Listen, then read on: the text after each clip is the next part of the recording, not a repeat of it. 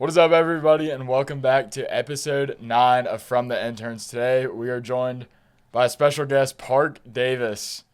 Park, tell us a little bit about yourself. I'm a senior here at UGA. I am majoring in psychology, weirdly enough, but I'm pre-physical therapy, and I just happen to have a side quest of photography. That kind of generated from my dad owning a newspaper for basically my whole life. He kind of moved around at first, but then he ended up buying the Monroe County Reporter, which is now named the Monroe-Macon County Reporter, down in Forsyth, Georgia. That kind of stemmed my photography.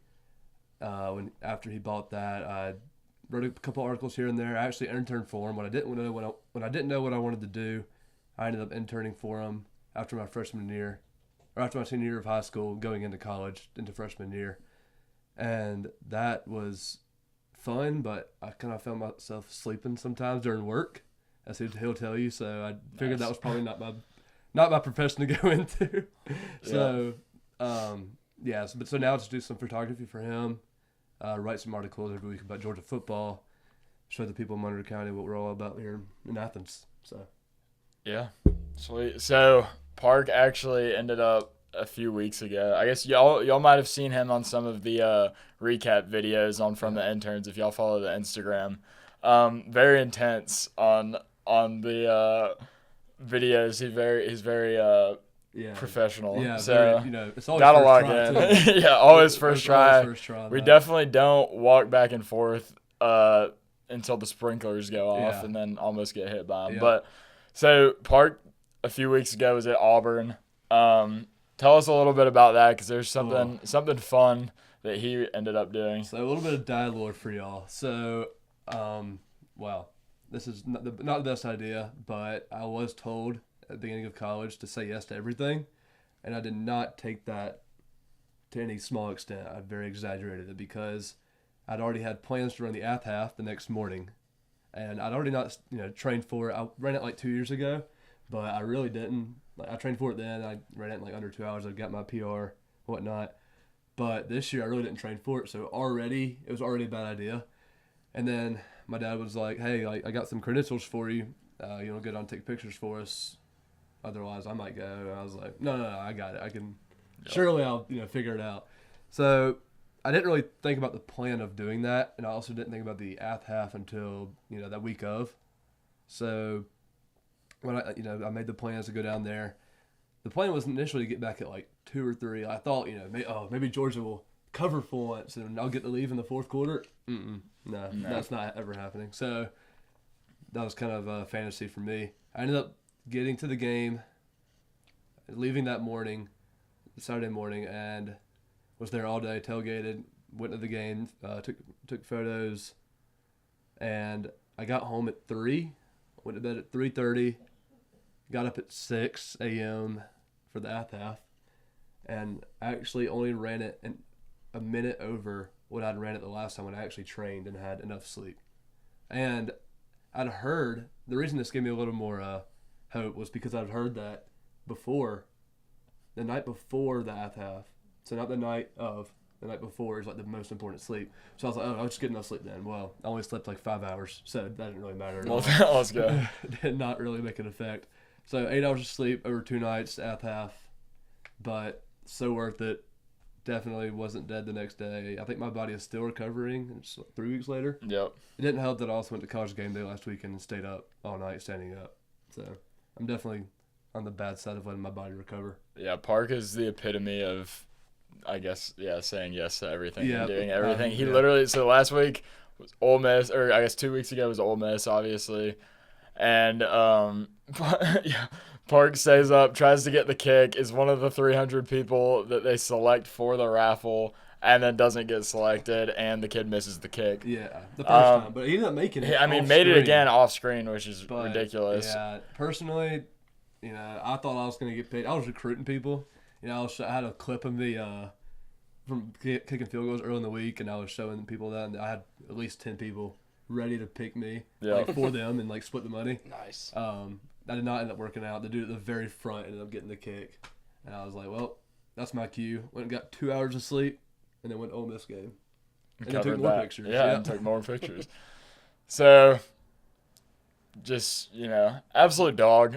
He's also, by the way, like 6'4", 220, 230 pounds. So he's not a small little runner build. I'm not runner build at all. And we're also all sitting here within like 5 feet of space because we're in the corner of my college room, and there's we don't exactly have a studio, so could be worse. It could be worse. We're here. We're just gonna get into a little bit of just everything we normally get into with a special guest, and with some that, new takes coming your way. Yeah, new takes. Honestly, might want to listen to him. I went 0 for 2 again last week, so nothing new. There's hope here. I think I'm still about one.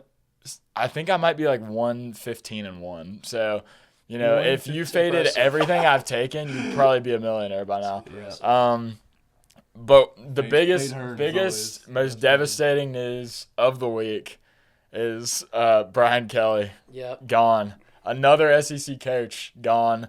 There's a video that got posted of him checking into the facility to tell all the players bye, I guess, and just have their team meeting. And it's just ID didn't work. Yeah, no, that's what people were commenting. They were like, "Why don't?" It would be so funny if he got locked out and it just doesn't. I think it's like it's not working. It's like I guess they cut me. You couldn't type his code in or something. Yeah. So people were saying that was Brian Kelly, but it's just insane, sort of the success that is required to succeed, especially in the SEC, but just around college football in general. Brian Kelly had a 70% win rate, roughly around there, and he's still getting fired. And obviously losing to A&M at home by that much and sort of just getting – I mean, you have a lead, I think, going into the fourth quarter, but then still just falling apart. You've got to be able to win those big games. Yeah. And it's insane to see where the scope of it is going. Kirby was talking about today, he's like, do you think that really – impacts you at all? And he kept just saying he was kind of in a I don't know mood today. Yeah. So he was just like, I mean, I don't know. I don't really worry about that. I've got too much to worry about within our building, which is what you want to hear. He's got his own interim head coach to worry about playing this week. So. Yeah. He's playing his own. Florida obviously fired Brian Kelly. Billy Napier. Oh my gosh, Florida obviously fired Billy Napier a little over a week ago. So Bees. There's a lot of vacant coaching positions. We said last week, this for some reason got a lot of comments on different socials, us talking about Lane Kiffin.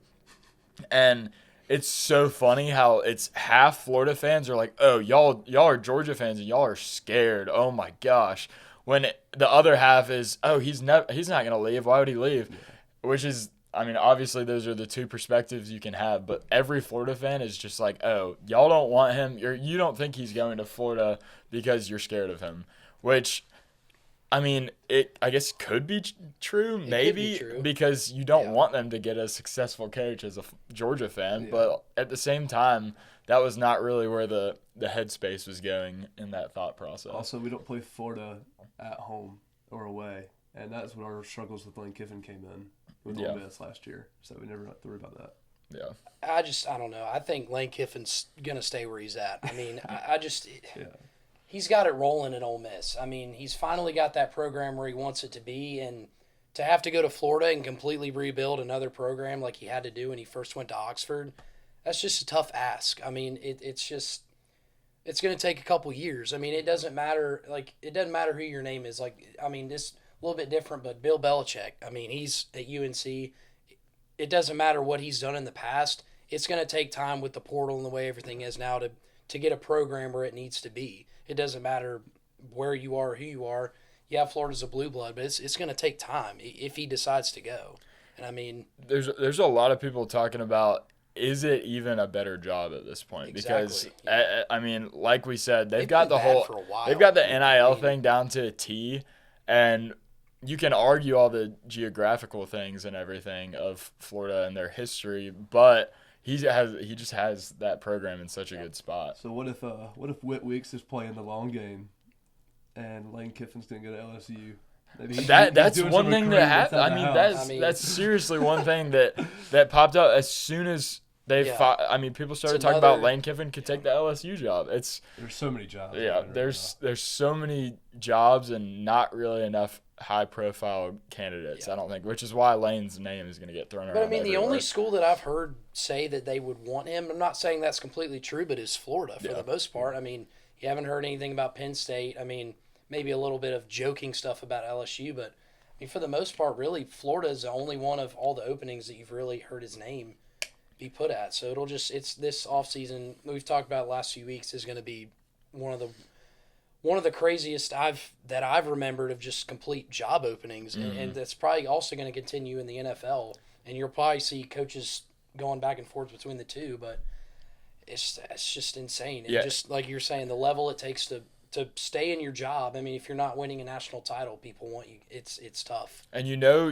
the reports on Florida seem to be very legit because my buddy was texting me as soon as all of this was going down about how one of the older reporters that covers Florida released the details of the contract that they're trying to offer Lane, and it was around 13 to 14 million, which would have made him the highest paid coach in the sport.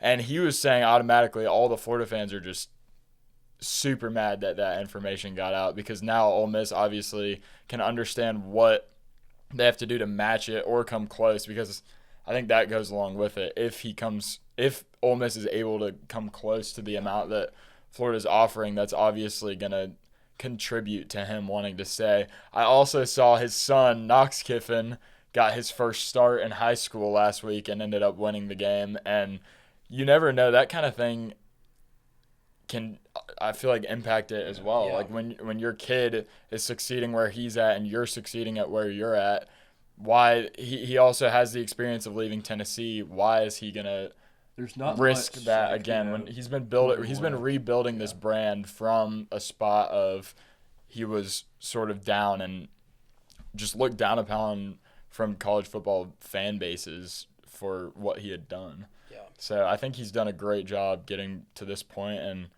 again, I really don't think he's gonna. No, but like, leave. I mean, Florida fans can be mad about that contract leaking, but I think if you look at a lot of athletes and coaches that go to new places that are big names, they're becoming the highest paid player at that spot, position coach. So that number's only going to go you up should know for that if every he's going to go to hire. Florida, it's going to be probably he'll be the highest paid coach.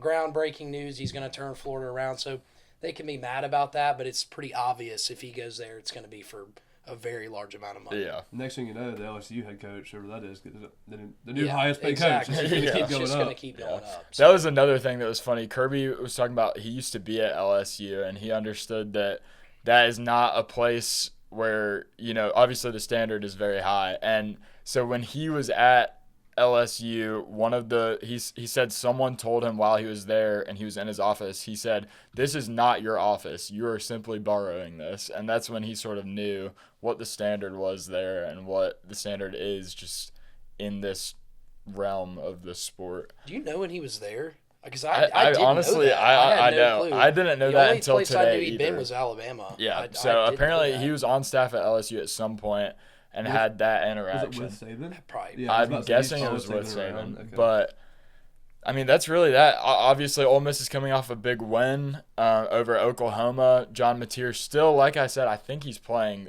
I think he got rushed back. He's playing in his head since he's injured that hand, and I just don't. I don't know why they rushed him back so quick, and that win, along with everything else we've been talking about, is just further. Ole Miss has a chance to compete in the playoffs this year, so it just doesn't make sense for him to even give that the time of day right now. Yeah, there's no. Well, so on Saturday this weekend we were in Helen this weekend, so we really didn't see a lot of what was going on in football. I tried to keep up with it a little bit, but I think there was something that came out about how he addressed the team this weekend about going to Florida. Do y'all know anything about that really? Because I didn't really brush up on that too much. I didn't I didn't know what he said. I know he did. I don't know if they released that or not. There's They probably didn't, but there's a clip at the end of the Ole Miss game of him, going to his fans in the away section, and he's pointing down, like, "I'm staying here, like, I'm staying with y'all." And like I don't know. A lot of coaches I feel like would do that. I feel like that's just like a reassurance type of thing. I've seen like next thing you know, you see on freezing cold takes like that video. Yeah. But I think he is trying to let them know that like he's staying. And at the absolute very least, he's staying for this season. And he's not 100%. going to give it. As long as they win. He's not going to put anything out that says otherwise, I don't think, until they have lost and are out of every conversation. Like, I don't think he even seriously gives this time of day until just, like, the end of the season. Yeah, and like I said, they're going to make the playoffs. What's interesting is if he does – last thing, this isn't the Lane Kiffin show. We'll move on here. But it's just interesting if he doesn't take a big job. If – say that, you know, maybe Ole Miss has a couple bad years in the next few years, where does that put him if maybe he gets fired from Ole Miss in a couple years? Where does that put him among the rankings right now of coaches? Because right now it seems like everybody wants Lane Kiffin. But, you know, if he doesn't take this window right now to maybe become the highest paid head coach, it could be detrimental maybe to him down the road, at least financially. But that doesn't really – I don't know if that's something he's really too concerned about. It doesn't seem like. But, I mean, it's just – he's in that window right now where everybody wants Lane Kiffin, so it's going to be interesting to see what happens with that. But we're talking about one coach, and there's a lot of jobs. So when it comes down to it, we're going to see a lot of there's going to be a lot of change. Yeah. And so I guess with 10 minutes of talking about Lane Kiffin, that'll wrap that up. Yeah. But moving on, we've got Georgia Tech, another big win for them. Went down in the AP poll, even though they're 8-0. Heard a little bit of outrage about this from certain Tech fans. Y'all know who you are if you're watching. But, I mean, it's just goes back to quality of win, that whole deal. But at the end of the day, Tech is 8-0. They've done everything they need to do with what they're given on their schedule. And they're going to have all the opportunities they need to take that to the next step. So everything's going to work itself out. Sure. Yeah. They can go 11-1, win the ACC championship. You know, that's just me just potentially assuming that Georgia wins that game. But they're going to be in the college football playoff unless something absolutely abysmal happens there. If they go into Georgia 11-0, they'd have to probably lose the ACC championship as well to miss it, and that would still maybe be a stretch depending on what everybody else does. But at the same time, I mean, just being honest, it doesn't really seem like AP poll people are that high on Tech. If they're going down after winning, it seems to me like the moment Tech loses, they're going to drop to like 15, which I don't know if that's really what they want to hear, but I mean, they don't really have that signature win.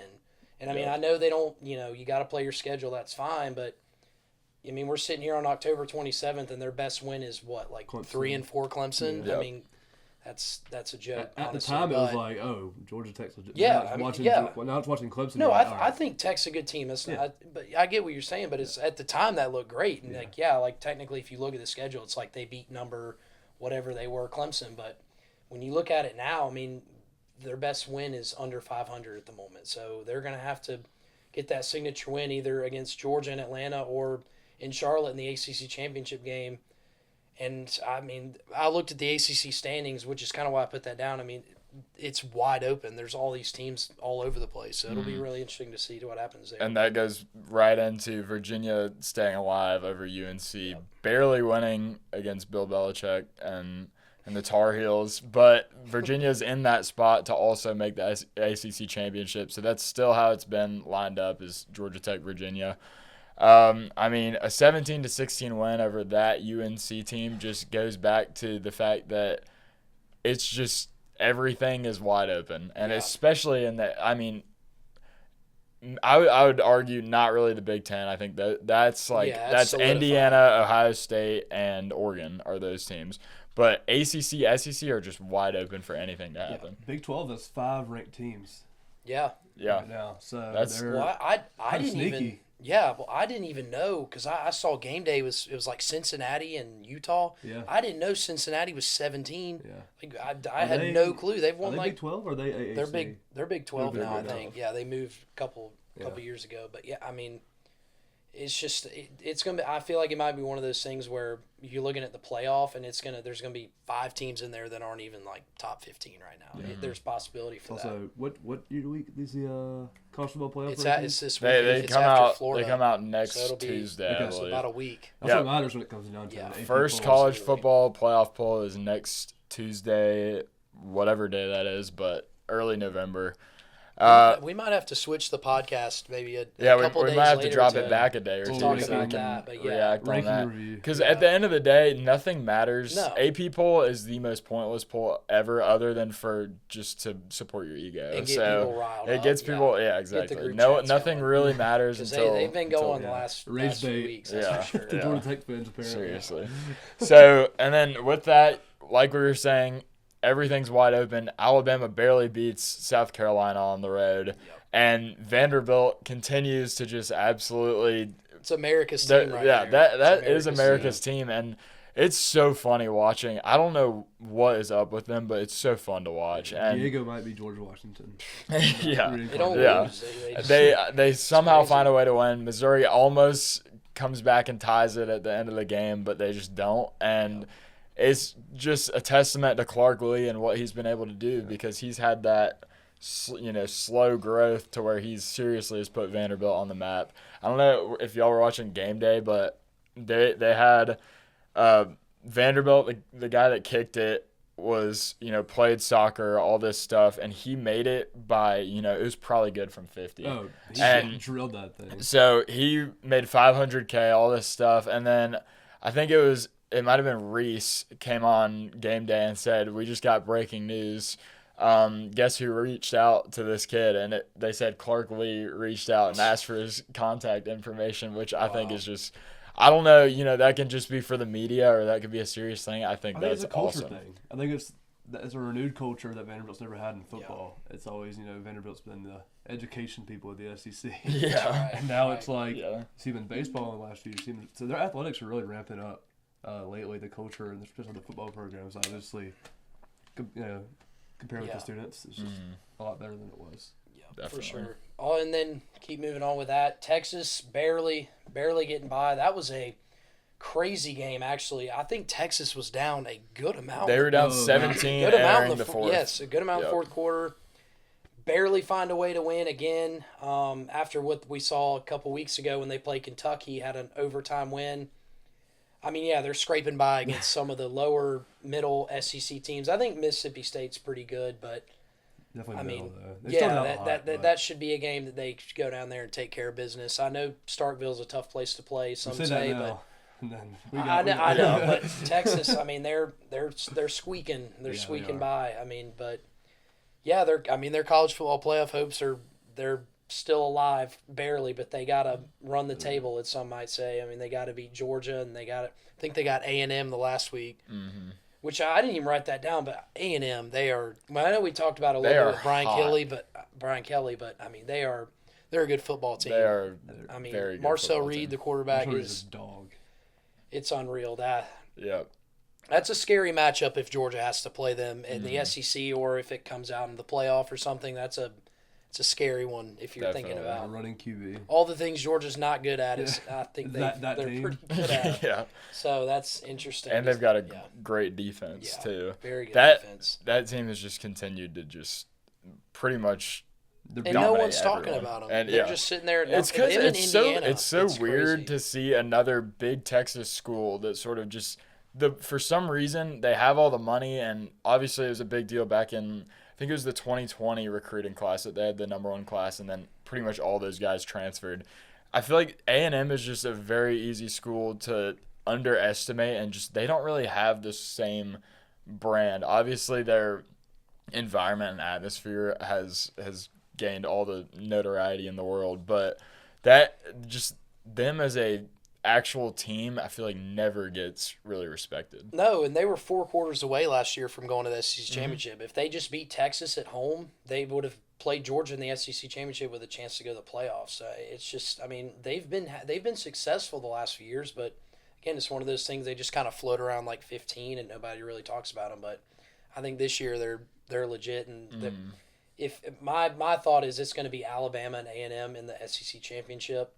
I know whatever Georgia wants to make it, that's fine. But I genuinely don't think either of those teams loses No, again. I don't think so either. I don't see it. Like, I think Texas A&M, they have Texas at home or maybe at Texas. I don't know. It doesn't really matter. It's at Texas. It is okay. Well, I think they'll be Either fine way, there. I think they'll. And then I think they have Missouri, but I think Missouri's kind of depleted now. So I don't see a world where they lose again. Yep. I think they're going to be 12-0, and they're going to be in Atlanta for the first time.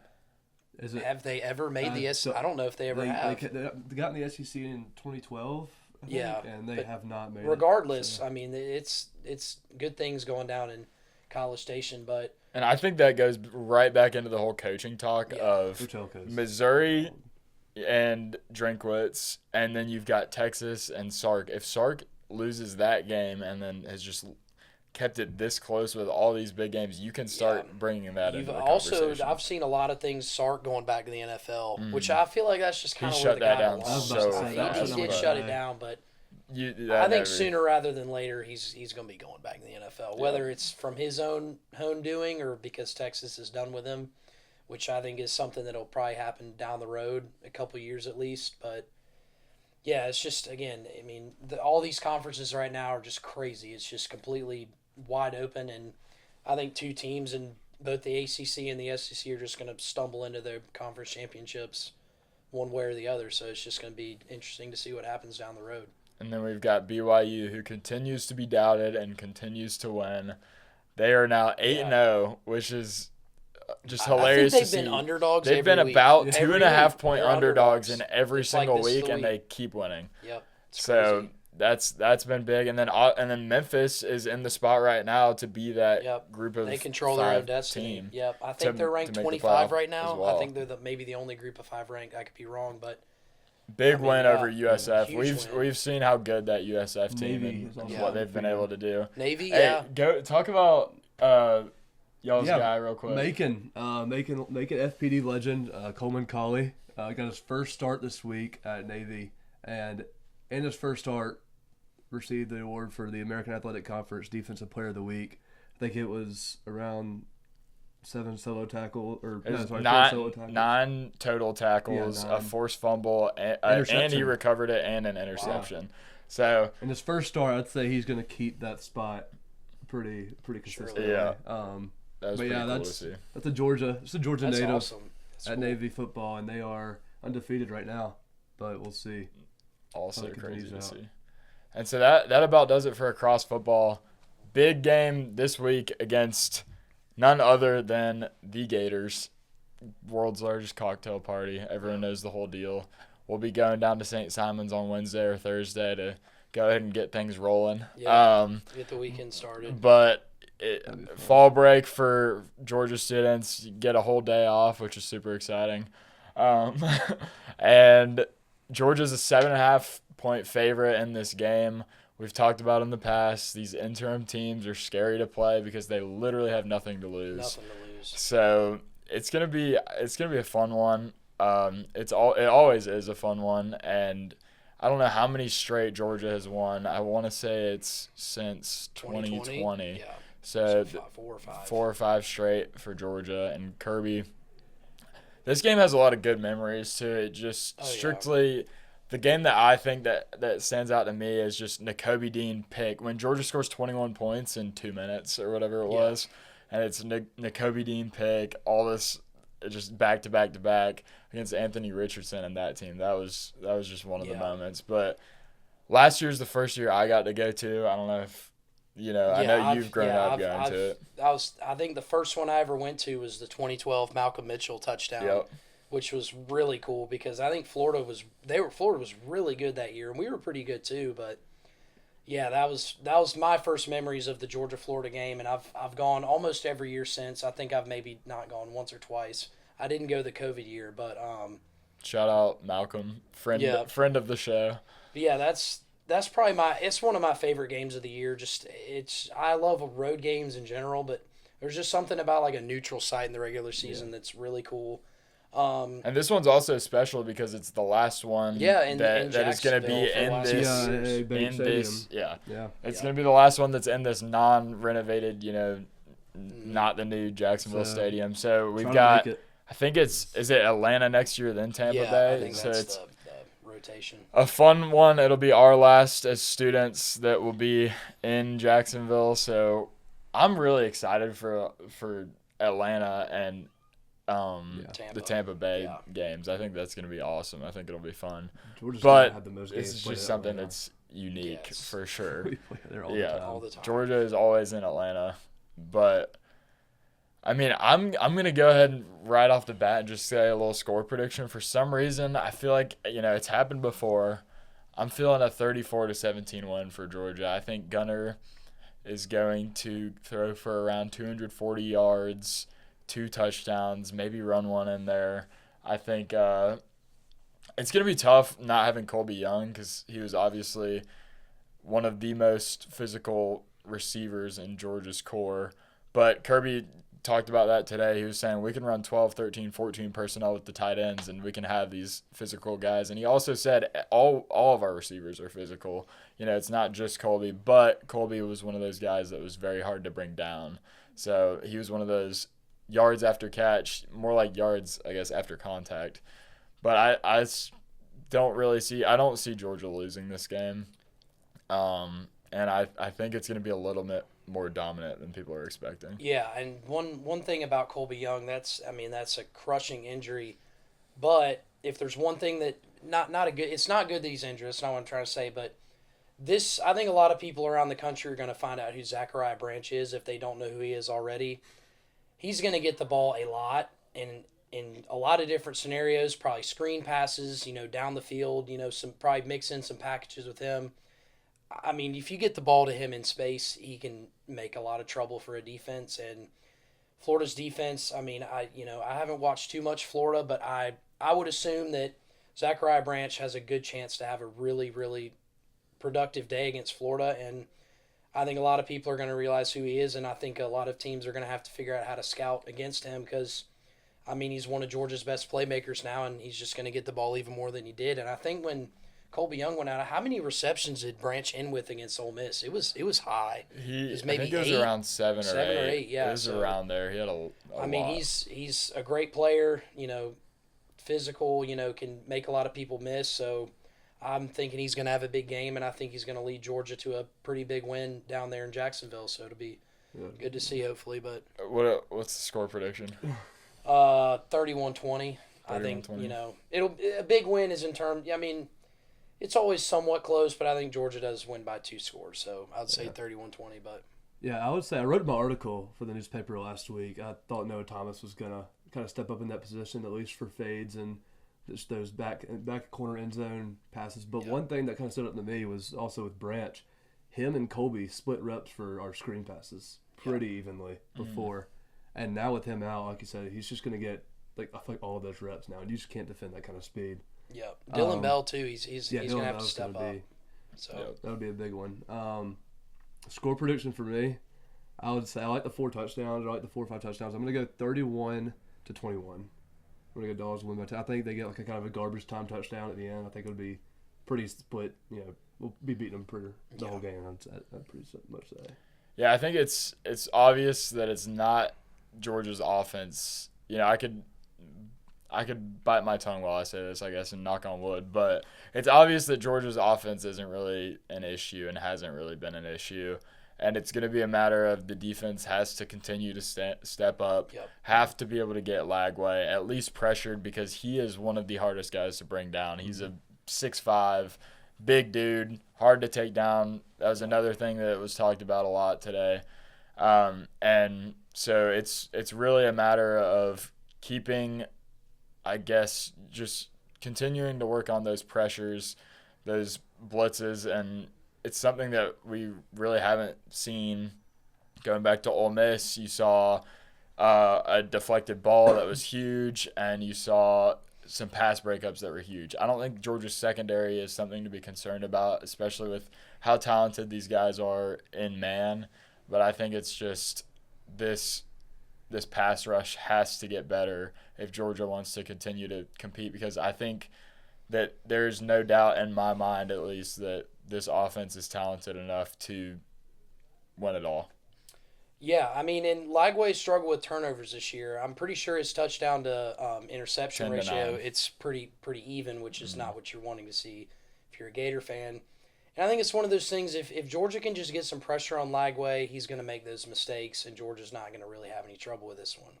But if he doesn't get a lot of pressure and he lets free pocket roll around the field, find his guys, that's when Georgia might find themselves in a little bit of a closer game than they would like. And with that being said, it's the same thing as you've seen every year or every game this year. Georgia's got to get out to a good start. They can't give Florida any life. I mean, this Florida team, they don't really have much life in general. I mean, I know interim coaches can have a trap game, but, like, seriously, though, like, if you just go in there and you get up 14-0 on Florida, they have no leadership at the moment. I would predict they're just going to roll over and want to go home at that point.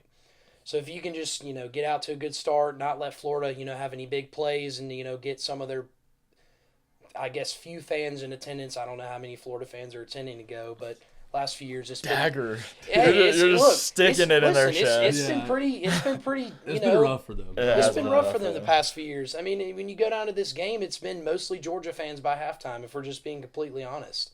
Because there's really not many Florida fans in general. So, yeah, if Georgia can just get out to a good, quick start, just don't let Florida have any life. I think that's the biggest thing because, if you give a team with nothing to lose a quick 7, 10-0 lead or whatever it is, then they're going to think that they have enough what they need to do to win. But if you just get out and say, we're going to come down here and take care of business, which Georgia should be able to do, then there's nothing to worry about. So, see what happens. And now into the long-awaited locks of the week. I will say last minute pizza performance of the week. I think we're gonna have to just give an honorary, just absolutely charred pizza to Brian Kelly. With all due respect, it's just it's like the funeral attire pizza. It's just all dark. It's sad. It's somber. It's just charred. It's just let's do a quick unfortunate because we're such big Brian Kelly fans. Obviously, let's go around and all pick one school where you think he's gonna go. You want to start it off? Where's he going?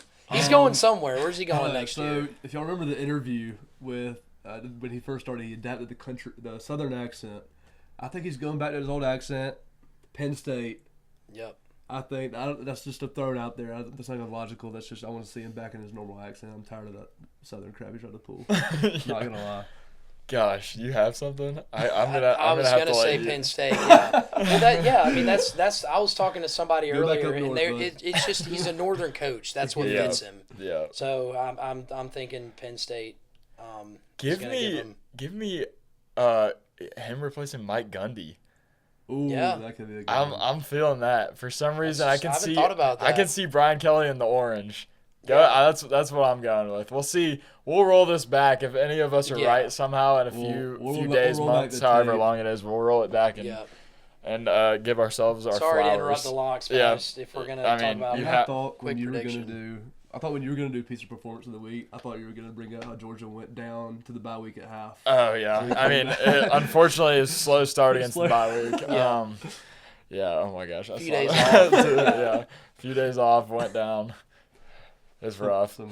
But okay, so we talked about earlier. I think I'm shooting about 4% on my picks. So I'll just go ahead and let's just get mine out of the way. Y'all can skip these if you want to. Motto of the week: fade Hearn. Yeah, if you fade me, you'll be a billionaire. Yep. So, first off, sorry Lane Kiffin. We just talked about you all this time. I'm going to Ole Miss minus 12.5 over South Carolina. I think Ole Miss is going to further just the depression of South Carolina fans. A devastating loss against Alabama. Give me Ole Miss. I think Lane Kiffin is going to keep things rolling. Keep the whole, narrative away from him as a coach and more so how his team's performing. And then give me this one could be good for Georgia fans if I'm wrong. Give me Tech minus 6.5 over NC State. I'm done disrespecting this Tech team. I thought Syracuse was going to cover last week. They got mollywopped. And so I'm going Tech to cover over NC State at NC State. Just, it could be ugly, but a 6.5 point spread, I think they have the chance to do that.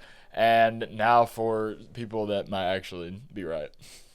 Well, we'll see. I'll take the opposite of Yeah. that. So, first one, I mean, these lines, I think they've moved maybe a little bit since I did this morning, but I like Tennessee minus 3.5 over Oklahoma.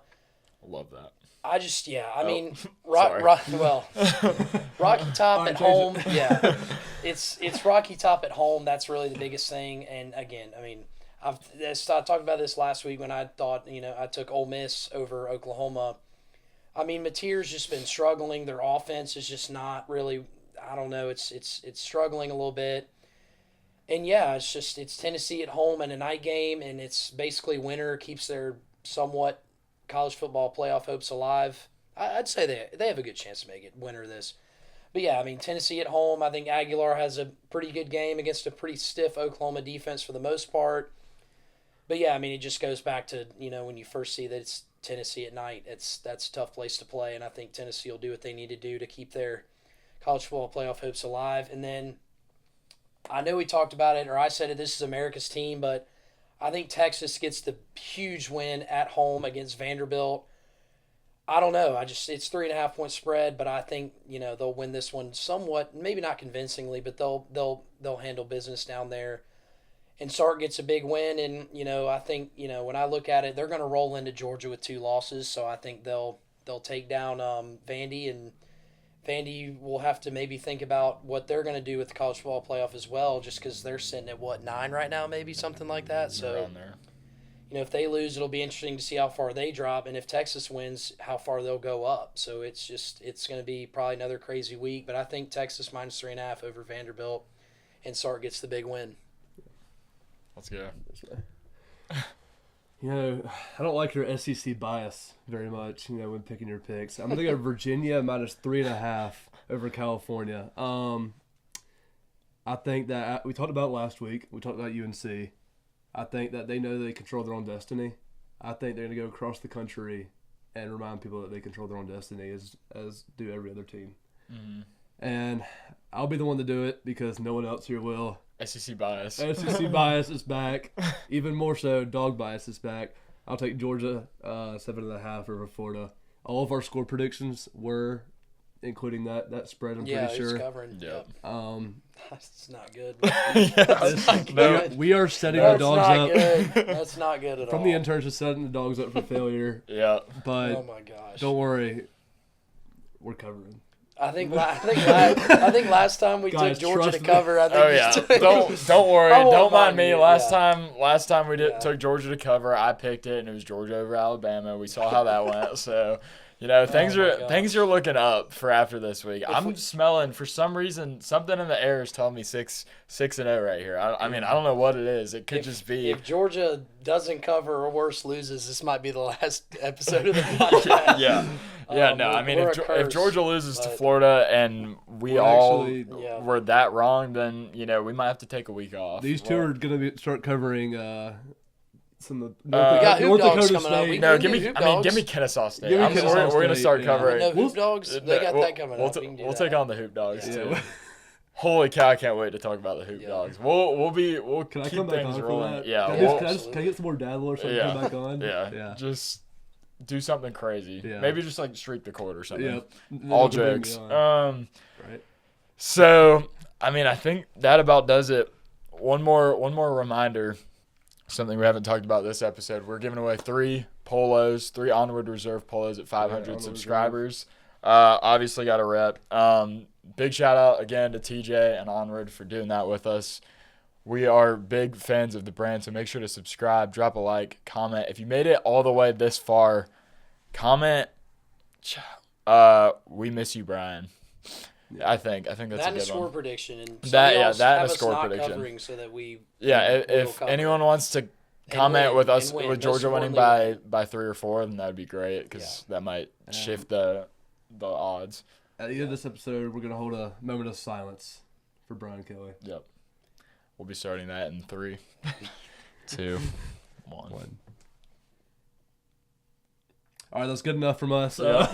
That's all I get. Thank you everyone for watching. It's been a great one. Been a weird one, but we're gonna be back next week after Florida. everyone travel safe if you're going down there. down Scream loud at your TV if you're not going down there. Yeah. And or if you're watching from St. Simon's, which a lot of people which a lot of people will be doing. So, and I guess one more thing to comment. If you're going to Frat Beach, comment what costume you're wearing. That's very important, obviously. Also, if you're going to Frat Beach. Well, hold up. We're going to end this 5 times. What are y'all being for Frat Beach? What are y'all doing? I'm actually not going. I'm going to Richmond Hill to just play golf before because my last Frat Beach experience, I got the flu and couldn't do either Frat Beach or the game. So it's cursed for me. So, I don't know yet. It's currently Monday. We drive down there and Frat Beach is in 4 days. So we're gonna figure it out. Amazon, I've got a buddy that I'm staying with, one of my roommates that is from down there. So worst case, I order it to his house and it'll be there hopefully by 11 on Friday. I don't know yet. You peeled. Nice. Yeah. I'll be going as a sumo wrestler, an inflatable sumo wrestler. So if you see because it's me and 2 of my roommates. So if you see an inflatable sumo wrestler, it's a decent chance it's probably me. So you can say hello to me if you'd like. Hey, and if we see any of y'all at the beach, we'll get score predictions. Just let us know. Get some flicks. Yeah. I also have one more update for y'all Frat Beach people. Just a lot of construction going on in that county, so a lot of parking won't be available. So good luck trying to get in. Yeah, let's go. Trying to give you all updates. High tide's at 4:40. So, nice. Nice. Guys, prime time. Prime time. Yep. Get ready to go. Yep. All right. Yeah. Travel safe. Travel safe to end it for the 5th time. I think this is it. Y'all have a good one. Go Dogs. Go Dogs.